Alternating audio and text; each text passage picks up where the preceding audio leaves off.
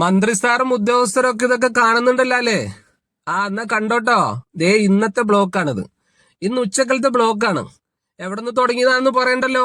ആ ഗോശ്രീ പാലം രണ്ടാം പാലത്തുമ്പെന്ന് തുടങ്ങിയിട്ടുള്ള ബ്ലോക്കാണ്. എവിടം വരെ ഉണ്ടെന്നറിയോ നിങ്ങൾക്ക്? ഇതേ എറണാകുളം സ്റ്റാൻഡ് വരെ, അതായത് ഹൈക്കോർട്ട് വരെ ഉണ്ട്. ഈ നീണ്ട നിര ഒന്ന് ആലോചിച്ച് നോക്ക. എത്ര ദൂരം ഉണ്ടെന്നറിയോ? എത്രമാനം വണ്ടികളാണെന്നറിയോ അവിടെ കിടക്കുന്നത്? എന്തെല്ലാം ആവശ്യക്കാർ ഈ ബ്ലോക്കിൽ കുടുങ്ങി കിടക്കണ്ടെന്നറിയോ? ചിലപ്പോൾ ആംബുലൻസ് ഉണ്ടാകാം, അത്യാവശ്യമായിട്ട് എമർജൻസി ആയിട്ട് പോകേണ്ട എത്രയോ ആളുകൾ ഈ ബ്ലോക്കിൽ കഴിഞ്ഞിട്ടുണ്ടാവും. എപ്പോഴാണ് ഇവർ ഈ ബ്ലോക്കൊക്കെ കഴിഞ്ഞ് പോണതെന്നറിയോ? ഒന്ന് ആലോചിച്ച് നോക്ക്. എത്രമാത്രം ജനങ്ങള്, എന്തെല്ലാം ദുരിതം. ഈ ദുരിതം പേറാനായിട്ട് ഇങ്ങനെ ജനങ്ങളെ ദ്രോഹിക്കണം എന്തിനാണ് സാറന്മാരെ നിങ്ങള്?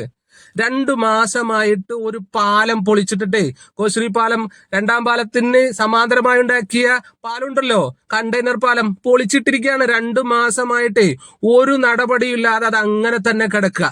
എന്തിന് ജനങ്ങളെ ദ്രോഹിക്കണം? അതുകൊണ്ടേ ഈ ദ്രോഹം സഹിക്കാനേ ഞങ്ങൾ ഇനി ഉദ്ദേശിക്കുന്നില്ല. അപ്പൊ അതുകൊണ്ടേ അതിനുള്ള തയ്യാറെടുപ്പിലാണ് കേട്ടോ ഞങ്ങള്. അടുത്ത ദിവസങ്ങൾ ഞങ്ങൾ സമരമായിട്ട് ഇറങ്ങുകയാണ്. കാരണം ഈ ദുരിതം പേറി ഞങ്ങൾ എത്ര നാള് ജീവിക്കും? ഇങ്ങനെ എത്ര നാള് കൊണ്ടുപോകും?